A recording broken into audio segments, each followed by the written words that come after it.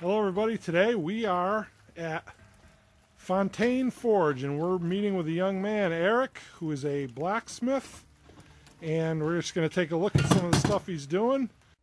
God is good to me, ever present help in time of need. He is my shelter in times of storm, in seasons of winter. He keeps me warm, and I believe.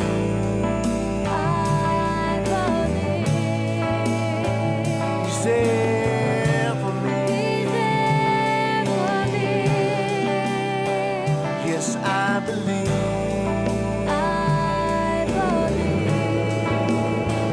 He's there for me. The knife I'm making now is essentially this, only a little bit bigger. This is a 3-burner NC tool propane forge. I got it to run off of the 100-pound propane tank. So yeah, I'm thinking we're going to start making a small utility kind of type knife. This is my signature design. It's this bottom one right here. That's the goal that we're looking for. Not a very complex design. It's very basic, very simple, easy enough to make. We start out with, this is a piece of 1080 high carbon steel. It's a kind of a mid-grade steel as far as I'm concerned. It's still got a very good hardness. It'll hold an edge for a very long time, but it's fairly easy to work with, and there's very minor risk of cracking or breaking. I also work with something like a 1095, which is a higher carbon content. It's a harder steel, harder to work with, but it holds an edge for a lot longer. Over here, we're looking at, these are 2 Damascus steel knives that I'm working on. Eventually they will be a matching set. They're not quite matching, but they're close. Damascus steel looks a little bit something like this. It looks something like this. It's got a very nice pattern to it. And it's a lot of times it's between 2 and 4 different types of steel all in one. This particular piece is 15N20, which gives it the nice bright shiny. It's 1070, which is the nice dark gray. And the light gray is typically either like a 1095 or maybe a 5160 spring steel, which would be like what your leaf springs are made out of for your car. What you do is you'll weld up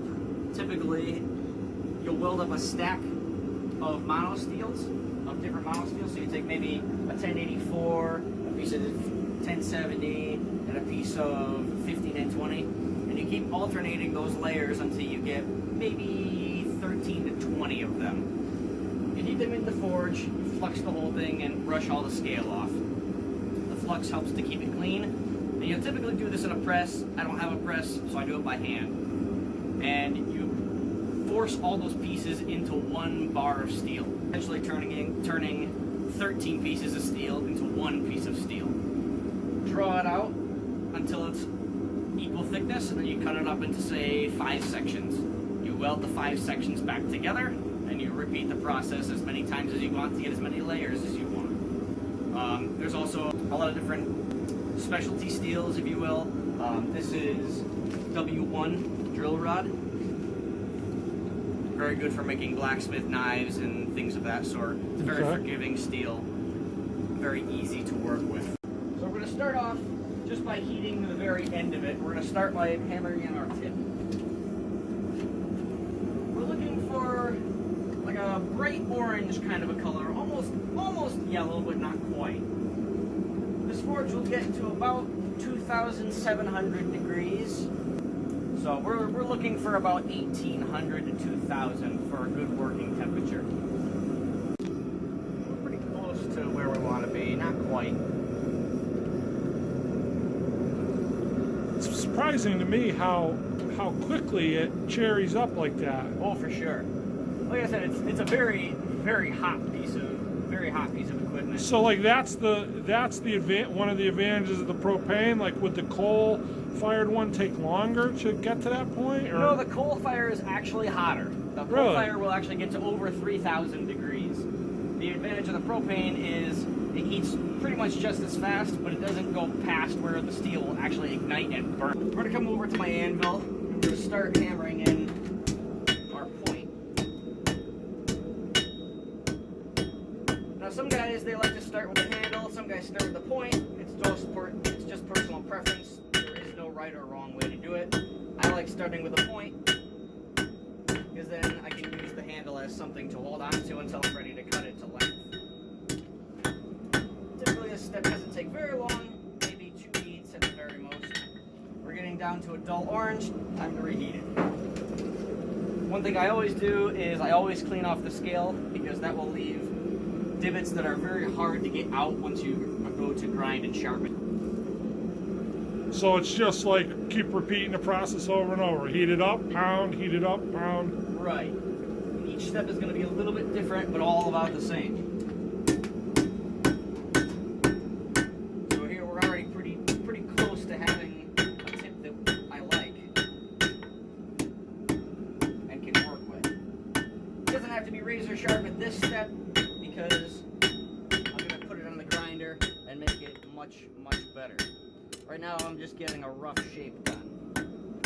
So we have our tip now. Now we need to decide how we're going to move back on it. So we're going to have a look at our drawing, and we're going to see what we want to do.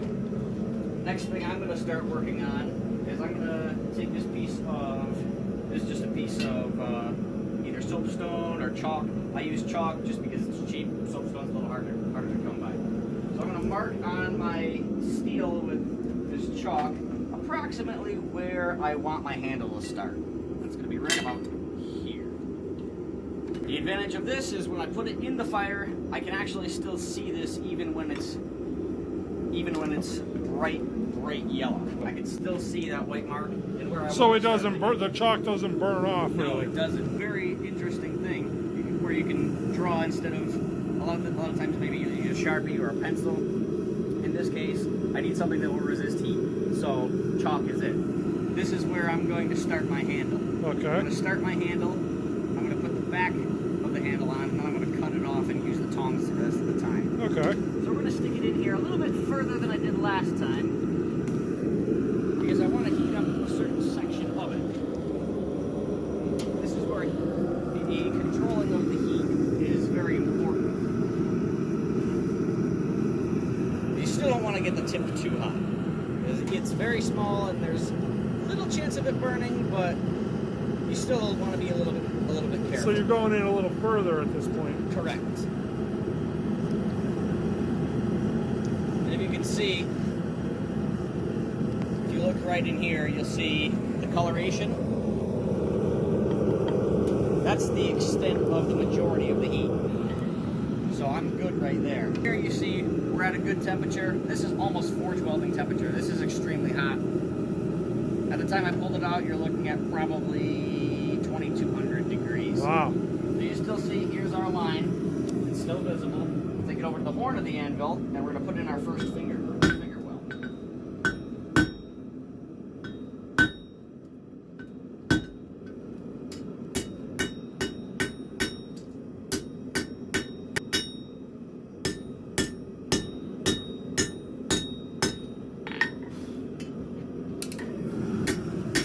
Back up, and we're going to squeeze that even a little bit tighter.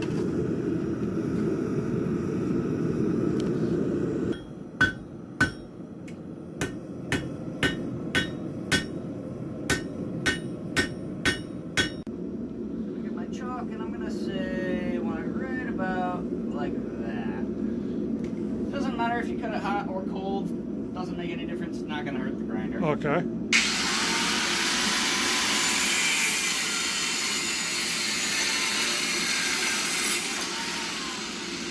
So obviously now it's a different process handling it with the forge, right? Correct. Now I'm going to essentially this is an extension of my fingers.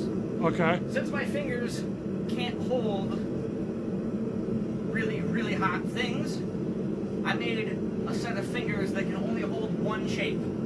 Okay. A knife blade. And so you made those tongs. These ones I didn't actually make, but they are handmade. Okay. I adjusted them to be how I wanted them.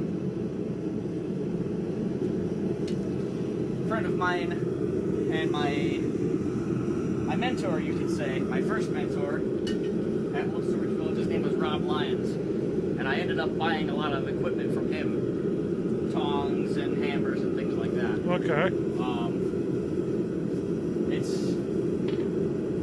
It's a never-ending process of buying things. Like any trade, right? The same with any trade. I know you're an electrician by trade in today's world, so I know how that goes too. What I'm going to do here is I'm just going to round off the back of this a little bit. I'm not going to go crazy with it, again, because I do have a grinder, and it can do it a lot faster than I can do it with a hammer, but I want to get the general shape of it done.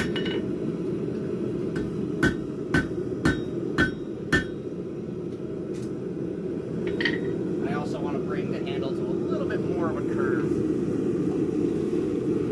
And so, I think it's worth noting too, from a preparedness standpoint, should we ever find ourselves in like a Teowaki situation, grid down for whatever reason, long-term post-apocalyptic event, I believe this is going to be an invaluable skill. Oh, absolutely, without a doubt. There's going to be hardware needs and riggings and different, linkages, and once if we ever get cast back into that pre-industrial age era, then, to be able to do this kind of thing in your backyard is going to be really a valuable skill.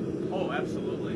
And so obviously, and it's good that you started that way, I think, and eventually if we were in that situation, propane runs out maybe at some point, so then you'd have to go back to the coal.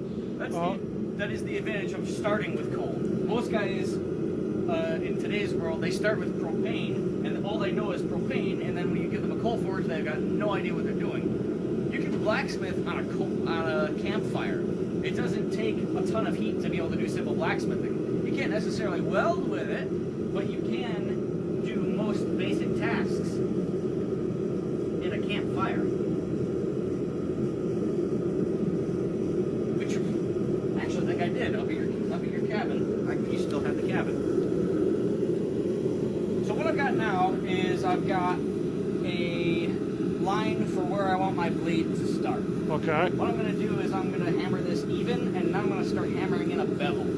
Okay. The bevel is what gives the angle of the knife. So instead of just being a flat piece of steel, it ends up being wider and sharper. Okay. And it gives it that angle. Now, obviously, that is really a part of the skill set, and I would even say an art. I'm sure that would take probably the longest part of all this to figure out and get the knack on doing the bevel and all that finished stuff, kind of. Absolutely. A lot of guys, they'll even just skip this step altogether and they'll just do it on a grinder because it's easier. Okay. But you save a lot of time if you can hammer it in. So, you see the bevel comes down at kind of an angle. This is what's called a flat grind. So it's very, very flat all the way down. There's also, you can do what's called a concave grind or a convex grind, which gives you either this kind of a shape or this kind of shape, depending on the edge geometry you want. Okay. Flat grinds tend to look the best, they tend to sell the best. You can also get the best polish on them. Okay, what we're watching here, Aaric is bringing the raw steel knife into the shop, and he is giving it its first and its second sands. He's sanding and grinding it, and then doing it twice. Then he brings it back out to the forge, and he heat treats it, which involves putting it in the forge, bringing it up to temperature, and taking it out and letting it cool naturally. He does that 3 times. Then he quenches it in oil. He brings it in, he sands it down again, cleans it up.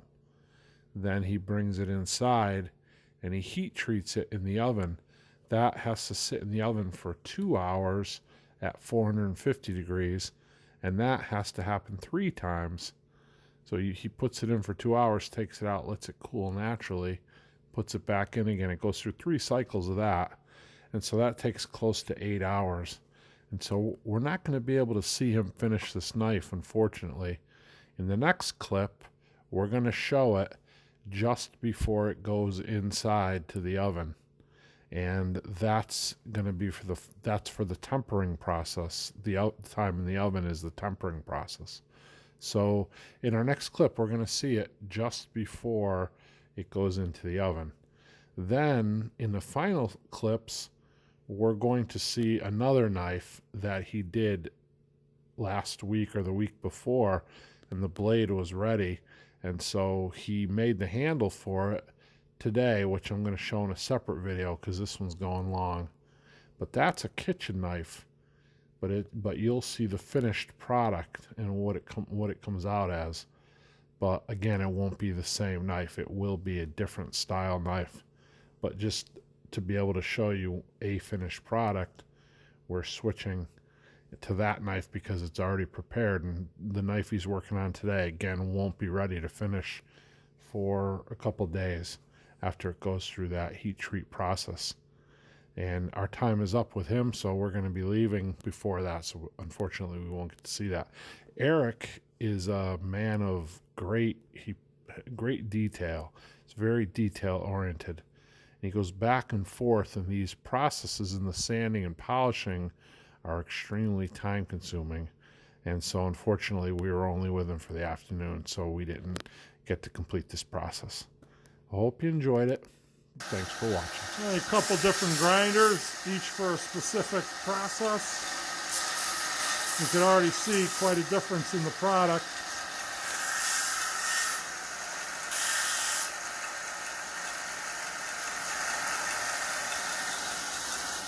Quite a difference.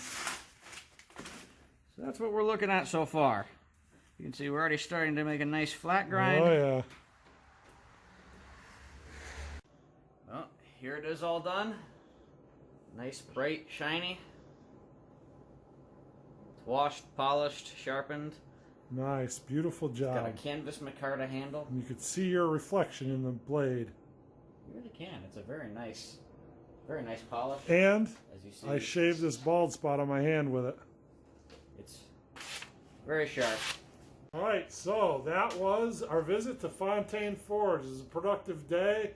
And you know, there's a lot of steps that go into this, more so than I thought.